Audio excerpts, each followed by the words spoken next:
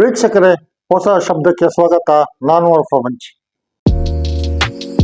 ದಾವಣಗೆರೆ ಮತ್ತು ಬಾಗಲಕೋಟೆಗಳಲ್ಲಿ ಕಾಂಗ್ರೆಸ್ ಗೆದ್ದಿದೆ.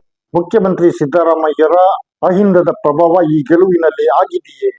ಮುನಿಸಿಕೊಂಡಿದ್ದ ಮುಸ್ಲಿಮರು ಮತ್ತೆ ಕಾಂಗ್ರೆಸ್ನ ಕೈ ಹಿಡಿಯೋದಕ್ಕೆ ಈ ಎಲ್ಲ ವಿಚಾರಗಳನ್ನು ಮುಂದಕ್ಕೆ ಚರ್ಚಿಸೋಣ. ಅದಕ್ಕಿಂತ ಮೊದಲು ನಿಮ್ಮಲ್ಲೊಂದು ವಿನಂತಿ, ಚಾನೆಲ್ ಅನ್ನು ಸಬ್ಸ್ಕ್ರೈಬ್ ಆಗಿ, ಶೇರ್ ಮಾಡಿ, ಕಮೆಂಟ್ ಮಾಡಿ.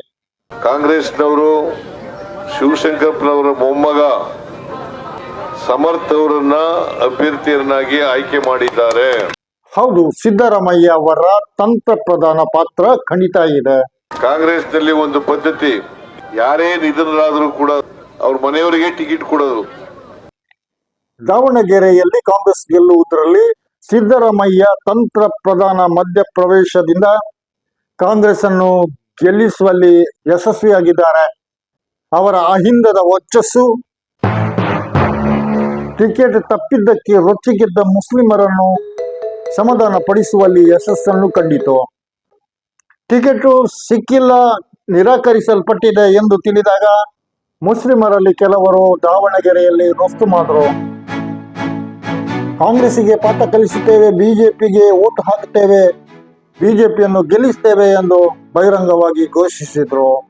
ನಾಮಿನೇಷನ್ ಸಲ್ಲಿಸಿ ಟಿಕೆಟ್ ಸಿಗ್ತದೆ ಎಂದು ಕಾಯ್ತಿದ್ದ ಸಾದಿಕ್ ಪೈಲ್ವಾನ್ರಿಗೆ ಟಿಕೆಟ್ ಇಲ್ಲ ಎಂದಾದಾಗ ಅವರು ಯಾವುದೇ ಕಾರಣಕ್ಕೆ ನಾಮಿನೇಷನ್ ವಾಪಸ್ ತೆಗೆಯುವ ಪ್ರಶ್ನೆಯೇ ಇಲ್ಲ ಎಂದು ಗುರಾಯಿಸಿದರು.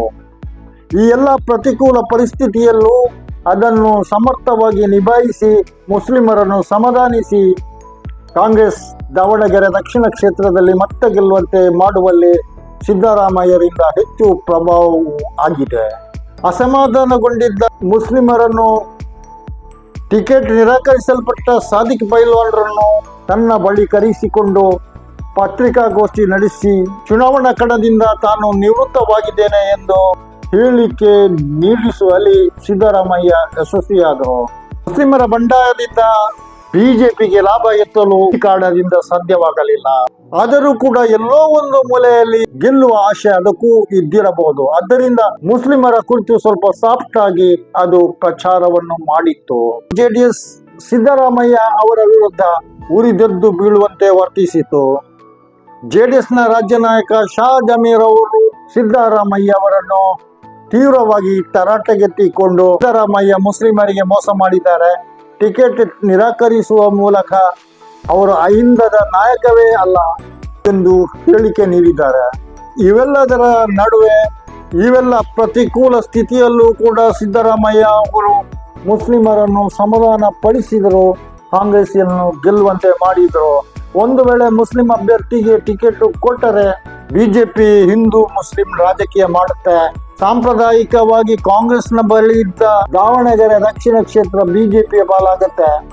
ಸಾಮಾನ್ಯವಾಗಿ ಎಲ್ಲರಿಗೂ ಗೊತ್ತಾಗುತ್ತಿತ್ತು. ಅದರಿಂದಲೇ ಮುಸ್ಲಿಮರಲ್ಲಿ ಕೆಲವರು ಟಿಕೆಟ್ ಸಿಕ್ಕಿಲ್ಲ ಎಂದು ರೊಚ್ಚಿ ಗೆದ್ದಾಗಲೂ ಮುಸ್ಲಿಮರ ಹೆಚ್ಚಿನ ವಿಭಾಗ ಈ ಕುರಿತು ಮಾತು ಆಡಲಿಲ್ಲ, ಮೌನವಾಗಿ ಇತ್ತು. ಸಚಿವ ಜಮೀರ್ ಅಹಮದ್ ಖಾನ್ ಅವರು ಚುನಾವಣೆಗೆ ಹತ್ತಿರವಾಗುತ್ತಿದ್ದಂತೆ ಮಲ್ಲಿಕಾರ್ಜುನ್ ಅವರ ಮನೆಗೆ ಬಂದು ಮುಸ್ಲಿಮರು ಕಾಂಗ್ರೆಸ್ಸಿಗೆ ಓಟು ಹಾಕಬೇಕು ಎಂದು ವಿನಂತಿಸಿದ್ದು ಕೂಡ ದಾವಣಗೆರೆ ದಕ್ಷಿಣ ಕ್ಷೇತ್ರದ ಉಪಚುನಾವಣೆಯಲ್ಲಿ ಕಾಂಗ್ರೆಸ್ ಸಣ್ಣ ಮಾರ್ಜಿನ್ನಲ್ಲಾದರೂ ಗೆಲ್ಲುವುದಕ್ಕೆ ಕಾರಣವಾಯಿತು. ಅಂತೂ ಕಾಂಗ್ರೆಸ್ ಈ ಕ್ಷೇತ್ರವನ್ನು ಉಳಿಸಿಕೊಳ್ಳುವಲ್ಲಿ ಯಶಸ್ಸನ್ನ ಕಂಡಿದೆ. ಮುಸ್ಲಿಮರಲ್ಲಿ ಕೆಲವು ಓಟುಗಳು ಪರ್ಯಾಯವಾಗಿದ್ದ ಎಸ್ಡಿಪಿಐಗೆ ಕೊಟ್ಟಿದ್ದಾರೆ. ಈ ಸಲದ ಚುನಾವಣೆಯಲ್ಲಿ 18-19 ಸಾವಿರದಷ್ಟು ಓಟುಗಳನ್ನು ಪಡೆದುಕೊಂಡು ಚೇತರಿಸಿಕೊಂಡಿದೆ. ಆದರೆ ಮುಸ್ಲಿಮರ ಬಹುದೊಡ್ಡ ವಿಭಾಗ ಕಾಂಗ್ರೆಸ್ಗೆ ಓಟು ಹಾಕಿದ್ದರಿಂದ ದಾವಣಗೆರೆಯಲ್ಲಿ ಕಾಂಗ್ರೆಸ್ಗೆ ಗೆಲುವು ಸಿಕ್ಕಿತ್ತು. ಅದೇ ರೀತಿ ಬಾಗಲಕೋಟೆಯಲ್ಲೂ ಗೆಲುವು ಸಿಕ್ಕಿತ್ತು. ಸಿದ್ದರಾಮಯ್ಯವರ ಸಮಯೋಚಿತ ಸಂಧಾನ ಮಧ್ಯಪ್ರವೇಶದಿಂದಾಗಿ ಮುಸ್ಲಿಮರು ಕಾಂಗ್ರೆಸ್ ಅನ್ನು ಗೆಲ್ಲಿಸುವಲ್ಲಿ ತಮ್ಮದೇ ಆದ ಪಾತ್ರವನ್ನು ನಿರ್ವಹಿಸಿದ್ದಾರೆ. ವೀಕ್ಷಕರೇ, ನಿಮ್ಮ ಅಭಿಪ್ರಾಯ ಏನು? ಹೊಸ ಶಬ್ದದಲ್ಲಿ ಈ ಹೊತ್ತಿನ ಚರ್ಚೆ ಇಷ್ಟೇ. ಇನ್ನೊಂದು ಕಾರ್ಯಕ್ರಮದೊಂದಿಗೆ ಇನ್ನೊಮ್ಮೆ ನಿಮ್ಮ ಮುಂದೆ ಬರುತ್ತೇನೆ.